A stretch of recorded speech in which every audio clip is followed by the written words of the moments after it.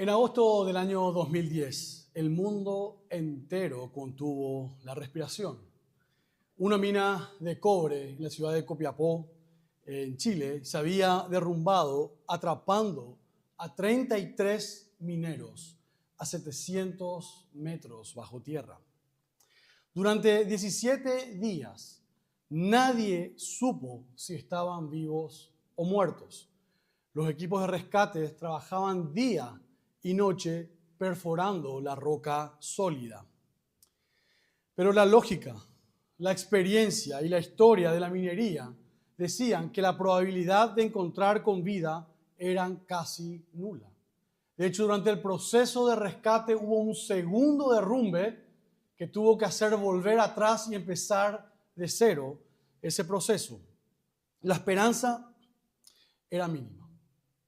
Y era tan mínima que los equipos de excavación ya no eran rescatistas. Ya no bajaban con camillas, bajaban con bolsas para cadáveres. No traían equipos de rescate para personas con vida, traían equipos para rescatar los cuerpos. Y de repente, en medio de esa desesperación y de esa oscuridad, se escucha un golpe. Y luego otro, y luego otro. La sonda que habían enviado percató que había vida abajo. Y finalmente se logra llegar hasta ellos con una sonda donde hacen llegar una nota amarrada a la perforadora que decía: estamos bien en el refugio los 33. En ese instante, toda la realidad se da vuelta. La misión deja de ser un funeral y se convierte de nuevo en una celebración. La certeza de la muerte es reemplazada por la evidencia de la vida. Esa conmoción, esa inversión total de la realidad es apenas una sombra de lo que experimentaron un pequeño grupo de mujeres hace unos 2000 años, en el amanecer más importante de la historia.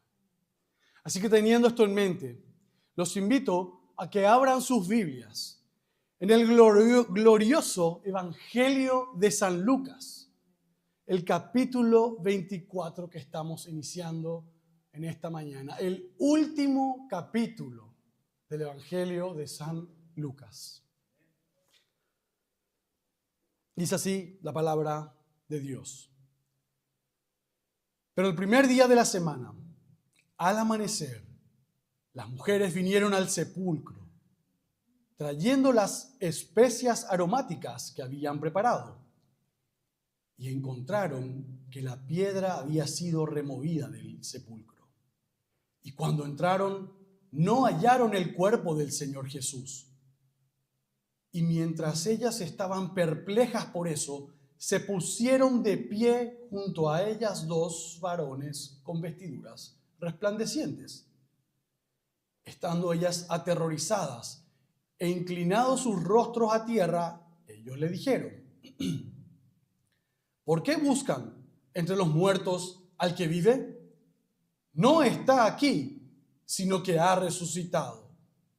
Acuérdense de cómo les habló cuando estaba todavía en Galilea, diciendo que el Hijo del Hombre debía ser entregado en manos de hombres pecadores y ser crucificado al tercer día resucitar.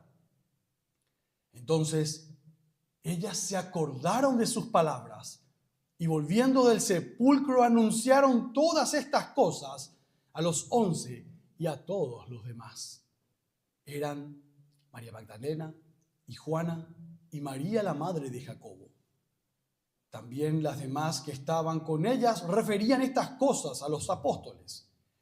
Pero a ellos sus palabras le parecieron como disparates y no les creyeron. Pero Pedro se levantó y corrió al sepulcro e inclinándose para mirar adentro, vio solo las envolturas de lino y se fue a su casa maravillándose de lo que había acontecido. Hasta aquí la palabra de nuestro Señor. Les invito a orar. Padre Celestial, te damos gracias por tu palabra y te pedimos ahora que tu Espíritu Santo, el mismo que levantó a Cristo de los muertos, ilumine nuestros corazones y nuestras mentes. Líbranos, Señor, de llegar una vez más a este pasaje con esas escenas que ya vimos en la película, tan familiarizados y sin entender la profundidad de este pasaje. Líbranos, Señor, de acercarnos de una manera tan superficial. Ayúdanos a sentir el peso de la certeza de la muerte y el gozo explosivo de la revelación de la vida. Que no seamos nosotros en esta mañana meros oyentes, sino que como Pedro salgamos de aquí maravillados y transformados. Yo te pido, Señor, que los dichos de mi boca y que la meditación de mi corazón sea grata delante tuya. Amén. Muy bien, el domingo pasado nos quedamos en la oscuridad del sábado. Vimos el acto del servicio más valiente y costoso. Vimos a José de Arimatea, un hombre rico y miembro del Sanedrín, arriesgando su vida, toda su reputación y su posición para presentarse delante de la autoridad y pedir el cuerpo de Jesús para darle lo que él creía una sepultura digna. Era un hombre muerto y él quería asegurarse que ese hombre muerto tenga una sepultura digna. Veíamos también a las mujeres, a estas fieles seguidoras que no es que se fueron y vieron, bueno, ahí ya está Nicodemo con José de Arimatea, ellos son varones, decía que traían 100 libras de esencias aromáticas, vamos a dejar nomás que ellos se encaren. No, eran mujeres fieles que siguieron todo el proceso y vieron dónde estaban enterrando a Jesús. No dejaron ni un momento de seguirlo. Ellas estaban dispuestas a servir a Jesús hasta las últimas consecuencias. Pero hoy vemos que la devoción más profunda, el amor más sincero y el servicio más valiente de estas personas, sin la revelación de la resurrección, sigue atrapada en la lógica de un funeral. Sigue siendo solo un hermoso funeral. Y esta mañana seremos testigos de cómo Dios interviene en esa lógica. Este es el relato de la gran reversión, el momento en que Dios comienza a deshacer la tragedia, que como leímos esta mañana en Génesis 3, introdujo la duda, el pecado y la muerte en el mundo. Hoy veremos el camino de vuelta a la vida. Y el primer punto que tenemos en esta mañana es la certeza en la muerte. Lo vemos en los versículos 1 al 4a. Dice, la primera etapa de este viaje es una devoción completamente anclada en el duelo. ¿Te fijaste en el primer detalle que nos da el versículo 1 del pasaje? Dice, las mujeres vinieron al sepulcro trayendo las especias aromáticas que habían preparado. Cada palabra aquí está cargada de un significado. Vemos que van al amanecer, en la primera oportunidad legal posible, luego del día de reposo, luego del sábado. Su amor es tan grande que no pueden esperar. Pero, ¿qué llevan en sus manos? No llevan coronas de victoria ni trompetas de celebración. Llevan especias aromáticas. ¿Y para qué sirven las especias aromáticas en este contexto? Bueno, eran utilizadas para ungir un cadáver, para tratar de enmascarar el hedor de la descomposición, para cumplir con el último rito de amor hacia un ser querido que ha muerto. Las especias que llevaban estas mujeres son la prueba irrefutable de su estado mental. Ellas no van a recibir a un rey resucitado. Van a embalsamar a un profeta muerto. Su mundo se rige por la lógica ineludible de la muerte. Representa nuestra condición humana natural. Estamos convencidos de que la muerte tiene la última palabra. Y es importante que entendamos esto. Ellas no son débiles en su fe. Son realistas en su dolor. Están haciendo lo único que la lógica humana dicta ante una tumba. Y por eso, cuando llegan y se encuentran con la primera evidencia, cuando encuentran la piedra removida y la tumba vacía, el texto no dice que se sintieron con gozo, no dice que tuvieron fe. Fíjense que usa en el versículo 4 la palabra perplejas. Dicen que estaban perplejas. La palabra griega significa estar en un estado de confusión total, sin salida. Es como un laberinto donde das vueltas y vueltas y no podés salir de esa espiral. En un callejón sin salida mental. La evidencia por sí sola no es suficiente cuando choca con nuestra certeza más fundamental. Para ellas, esto no es un milagro, es un gran problema. ¿Dónde está el cuerpo? ¿Quién se lo ha llevado? Su certeza en la muerte es tan fuerte que la única explicación que su mente puede procesar es la de un robo, una profanación. Ellos no podían concebir algo diferente a eso. Ahora, hermanos, es muy fácil para nosotros que conocemos toda la historia decir, ay, pero qué tontas esas mujeres, ¿cómo que no sabían? Pero seamos honestos. ¿Cuántas veces nosotros también nos rendimos ante las dificultades de la vida? ¿Cuántas veces también nosotros venimos y damos por muertas las situaciones? Matrimonios que decimos, ya no voy a seguir luchando por esto. Ya no hay nada que yo pueda hacer por este matrimonio. Ya llevo mis flores aromáticas y celebro el funeral de este matrimonio. Hijos rebeldes, que quizás ya en la desesperación hemos dejado de orar o oramos sin esperar que realmente ocurra un milagro. Porque decimos, ya no, esto ya es un caso perdido. Ya no hay nada que podamos hacer. Estamos una vez más llevando nuestras especias ante la situación. Nos olvidamos del poder de Dios. Nos olvidamos de su palabra y lo que Él ha dicho por nosotros. Quizás puede ser también ante una enfermedad terrible donde decimos, ya no hay nada que yo pueda hacer. Esto ya es un caso perdido.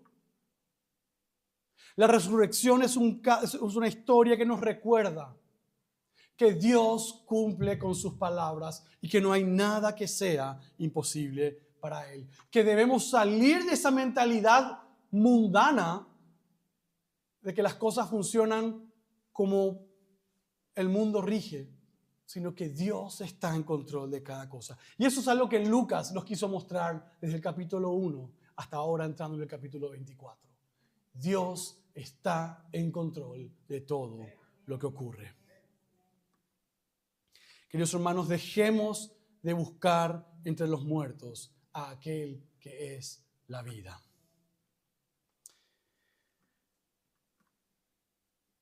El segundo punto de esta mañana es la plantación de esa duda sobre la muerte, los versículos 4b hasta el 8. Y es en medio de esa perplejidad, de esa confusión, donde esa certeza de muerte, ahí en ese momento es donde Dios interviene. Y aquí, hermanos, ocurre la gran reversión de Génesis.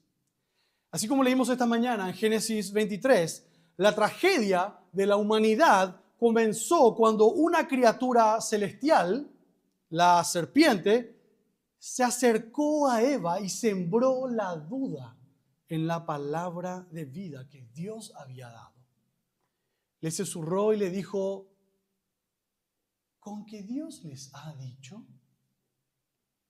La serpiente no negó a Dios, simplemente torció su palabra, introduciendo la duda sobre su bondad y sobre su veracidad. Y esa duda en la palabra de Dios llevó a la muerte. El camino fue: el hombre estaba en una perfecta relación con Dios, decía que se gozaban, que hablaban abiertamente con Dios, estaban en contacto con Él. Hasta que vino la serpiente, puso dudas en lo que Dios decía, le dijo: no es así, en realidad Dios no quiere que ustedes abran sus ojos. Los alejó de lo que Dios decía, les alejó de la palabra de Dios. Y eso terminó en muerte.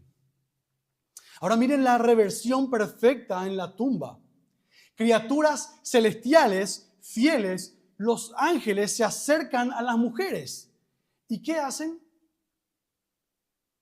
Apuntan a la palabra de Dios. No viene a decirle un mensaje nuevo. No viene a traer una nueva revelación. Fíjese bien lo que los ángeles dicen en los versículos 5 al 7. Su mensaje no es: créannos a nosotros. El mandato celestial es: acuérdense. Acuérdense de cómo les habló cuando estaba todavía en Galilea. La fe no nace de la nada. Se enciende al recordar lo que Jesús ya había dicho. La palabra de Cristo es la única clave que puede interpretar la evidencia de la tumba vacía. Los ángeles no les dan una nueva revelación. Las envían de vuelta a la revelación que ya tenían, pero que habían olvidado.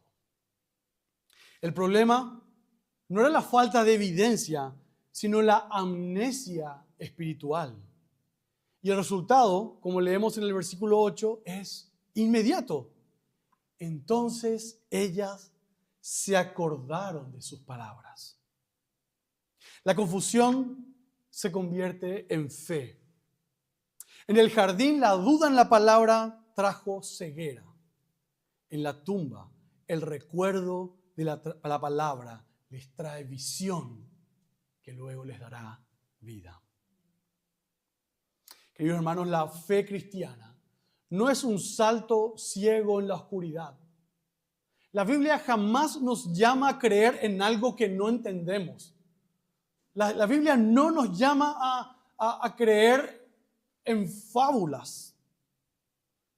La Biblia abre nuestros ojos, nos quita de la oscuridad, nos trae luz sobre el verdadero escenario. Es un paso de la oscuridad a la luz de la palabra de Dios. Cuando vos y yo nos enfrentamos a una tumba vacía en nuestra vida, una situación confusa que no entendemos, una oración sin respuesta, una puerta cerrada, ¿a dónde corremos primero? ¿A nuestras propias conclusiones? ¿A la opinión de otros? ¿A la lógica del mundo? El ángel nos da la única estrategia que produce fe. Acuérdense de las palabras de Jesús. Queridos hermanos, debemos sumergirnos en las Escrituras, recordar las promesas de Cristo y permitir que esas promesas siembren una duda santa en nuestras certezas de derrota. La palabra de Dios es el único martillo que puede romper la lápida de nuestra resignación. La palabra de la serpiente trajo muerte. La palabra de Cristo trae vida. El tercer punto nos muestra la confianza en la vida, los versículos 9 al 12. La tercera etapa es el resultado de esta fe naciente. Es una fe que no se queda quieta. Es una fe que corre, que testifica y que se maravilla con la obra. Y aquí vemos las últimas reversiones. Primero, Vemos la reversión de Eva. Así como leímos en Génesis, Eva, al creer la palabra torcida, se convirtió en mensajera de muerte para Adán. Pero fíjate en lo que hacen estas mujeres en el versículo 9. Anunciaron todas estas cosas a los 11 y a todos los demás. Al creer la palabra fiel de Cristo, ellas se convierten en las primeras mensajeras de vida. Dios quiere mostrar a la mujer, fallaste, pero te puedo seguir usando. Así como fuiste la causante del problema, quiero que ahora seas quien traiga la verdad. Así como fuiste quien hizo que la gente se aleje de mi palabra, quiero que ahora seas quien lleve la buena noticia de volver a ella. Y fíjense que incluso las nombra. María Magdalena, Juana, María, la madre de Jacobo. No solamente está restaurando a Eva, sino que también está restaurando la dignidad y las establece como testigos fundacionales de la iglesia. Y esto es sumamente importante porque las mujeres no podían prestar declaración. Su testimonio no era válido. Podían ponerse 4 mujeres de acuerdo y presentarse en un juzgado que no valía. Jesús quiere asegurarse, o Dios quiere asegurarse, que nuestra confianza en la resurrección no se base en, primero, el testimonio de mujeres, porque no tiene validez. Elige a mujeres para restaurarlas y decir primeramente, ellas son portadoras de mi palabra, 1. Y segundo, para decir, no importa quién sea, lo importante es el mensaje y no las mensajeras. Es que he resucitado. Y interesantemente, también busca blindarnos de una revelación en un sueño divino de, se me apareció un ángel y me dijo que Jesús resucitó. Qué fácil. Porque el ángel no viene a decirle a Jesús resucitó. El ángel viene a decirle, acuérdense lo que Jesús les dijo. Aquí lo importante no es el mensaje del ángel, sino recordarnos de la importancia del mensaje de Jesús. ¿Y cuál es la reacción de los hombres en el versículo 11? Es algo brutalmente honesto. Dice, pero a ellos sus palabras le parecieron como disparates y no les creyeron. Lucas incluye esto para mostrarnos la profundidad del escepticismo de los apóstoles. Su fe posterior no fue el producto de un deseo crédulo, no eran ellos ingenuos que creían cualquier macanada que venían a decirles, sino una convicción que tuvo que vencer una incredulidad radical. Su certeza en la muerte era tan fuerte como la de las mujeres. Y es aquí donde vemos la reversión de Adán, en la figura de Pedro. En Génesis, vemos que Adán, después de pecar, escuchó la voz de Dios y corrió de su presencia para esconderse, lleno de vergüenza. Él sabía que había desobedecido lo que Dios le había mandado y se estaba escondiendo de él. Pedro, después de su propio y terrible pecado de negar a Cristo 3 veces, escucha este testimonio increíble. ¿Y qué hace? ¿Va a esconderse? Ay no, le fallé al jefe y resucitó. Estoy frito. Eso no es lo que hace Pedro. El versículo 12 nos dice pero Pedro se levantó y corrió al sepulcro. No corre para esconderse de Dios, corre hacia la obra de Dios. Esa es la carrera del Evangelio. Incluso en nuestra vergüenza, nuestra única esperanza es correr hacia la tumba vacía. Es recurrir a esa tumba vacía. Y su estado final no es de fe plena. Todavía no llega a ese momento. Dice que se fue a su casa maravillándose. Su certeza en la muerte ha sido demolida. Está en un estado de asombro, perplejo, pero ahora es una perplejidad abierta al milagro. La duda santa ha hecho su trabajo.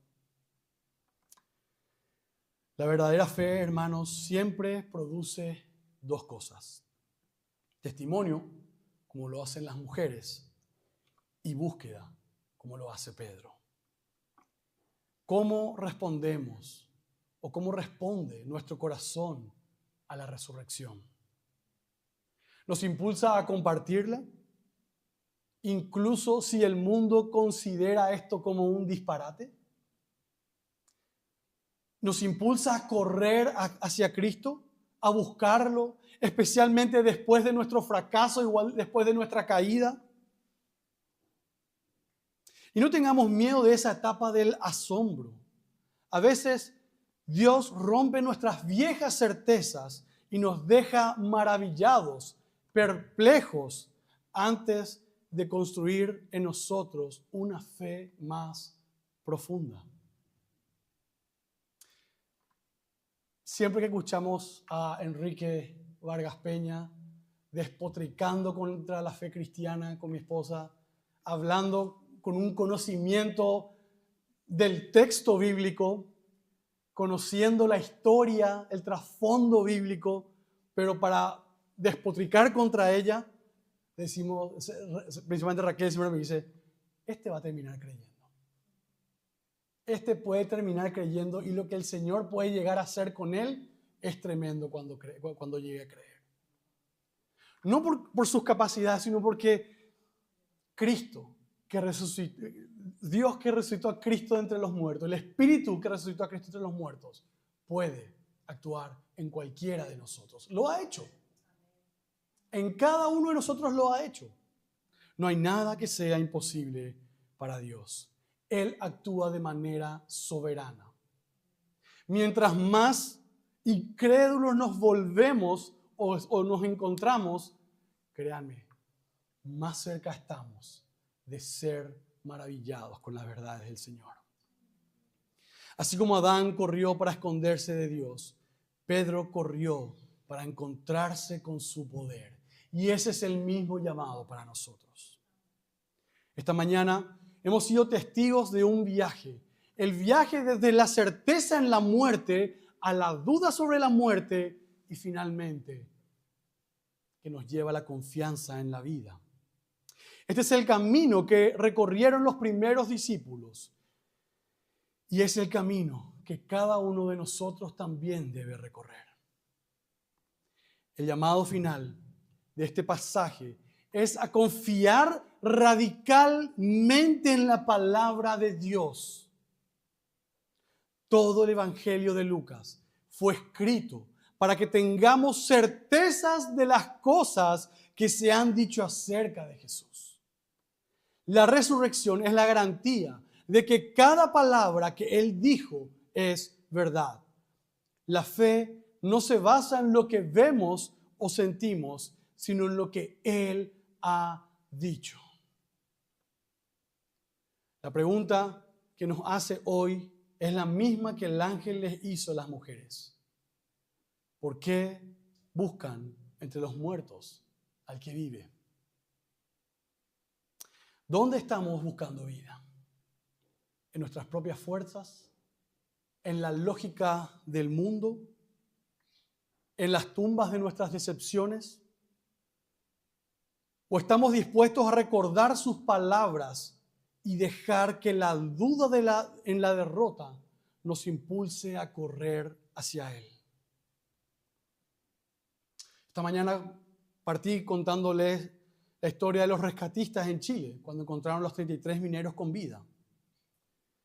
Esa misión cambió totalmente, de pasar de un funeral donde estamos buscando rescatar los cuerpos a rescatar personas con vida. Pero para que estos mineros salieran, tuvieron que hacer algo. Tuvieron que confiar en algo que nunca vieron. subirse a una cápsula que nunca había sido probada, una cápsula donde apenas podían entrar, donde tendrían que viajar a través de 700 metros para salir a la luz. Ellos decidieron confiar en esa cápsula y lograron salir de eso. La resurrección de Cristo es la gran misión de rescate de Dios. Cristo ha salido de la tumba. Él ya hizo todo el trabajo. Si creemos en su palabra, si el Espíritu Santo ha abierto nuestras mentes y nos trajo ese entendimiento, confiemos en su obra. Subámonos a Cristo, que Él nos quitará de nuestra tumba. ¿Confiaremos en Él? ¿Nos subiremos a la cápsula de la fe, abandonando nuestra certeza de esa muerte segura que teníamos allá abajo? Que el Señor nos dé la fe para dejar de llevar especias a las tumbas que nosotros creemos que son casos perdidos, para empezar a llevar noticias de la resurrección al mundo. Nuestra fe descansa en esa tumba vacía. Descansa en que no hay un lugar donde podemos ir a adorar a nuestro Mesías, como si es el caso de los judíos que siguen adorando la tumba de Abraham, como si es el caso del Islam que siguen adorando la tumba de Mahoma. Otros que adoran la tumba donde descansa Buda. Nuestro Mesías es un Mesías vivo. Es un Mesías que ha cumplido con cada palabra que ha dicho, que ha venido y que ha salvado a cada uno de nosotros que tenemos fe en Él. Que el Señor nos ayude a poner toda nuestra confianza, a correr a Él y a salir a anunciar que Cristo vive a los que aún no lo conocen. Oremos. Padre, te damos gracias una vez más por tu palabra y gracias, Señor, porque Cristo resucitó. Gracias porque la tumba está vacía. Gracias, Señor, porque nos rescataste a nosotros de la muerte. Gracias porque demuestra que nada es imposible para vos. Ayúdanos a confiar cada día. Ayúdanos a aferrarnos a tu palabra, porque en ella está toda la verdad que necesitamos. Ayúdanos a proclamarla y a enseñarla a quienes lo necesitan.